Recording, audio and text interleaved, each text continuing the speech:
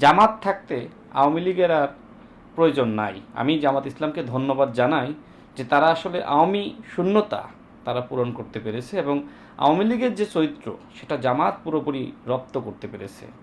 বিশেষ করে এই যে ছাত্রী সংস্থা যারা রয়েছে, মানে তারা তো আসলে হিজাব পরিধান করে, নেকাব পরিধান করে, এই যে নেকাব এবং হিজাব পরেই যে আসলে এই যে ফেসবুকে গুজব ছড়াচ্ছে, এটা আসলে অত্যন্ত ঘৃণ্য। দেখেন, রিউমার স্ক্যানার এর আগে এই ছবি যে সময় আসলে 2025 সালে তারা প্রচার করে, সে সময় কিন্তু রিউমার স্ক্যানারের পক্ষ থেকে তারা কিন্তু ওই সময় তাদের যে মানে তারা কিন্তু ওই সময় তাদের যে বক্তব্য সেটি আসলে তারা দিয়েছিল।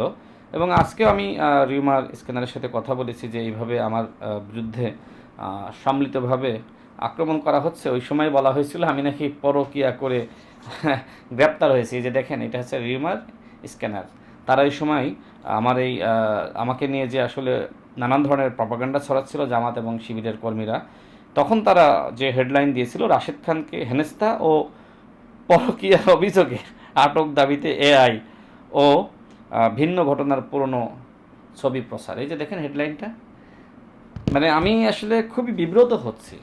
মানে জামাত এবং শিবির তারা নিজেদেরকে ইসলামের রক্ষা কবচ দাবি করে, কিন্তু তারা আসলে ইসলামের বিধান একদিকে মানছে বলে দাবি করছে, অন্যদিকে আমরা দেখছি যে মানুষের চরিত্র নিয়ে নানান ধরনের মিথ্যাচার তারা আসলে করেই যাচ্ছে। আমি তীব্র নিন্দা এবং প্রতিবাদ জানাই যে আজকে হঠাৎ করে তারা এইভাবে সম্মিলিতভাবে আমার বিরুদ্ধে তারা সাইবার অ্যাটাক শুরু করেছে।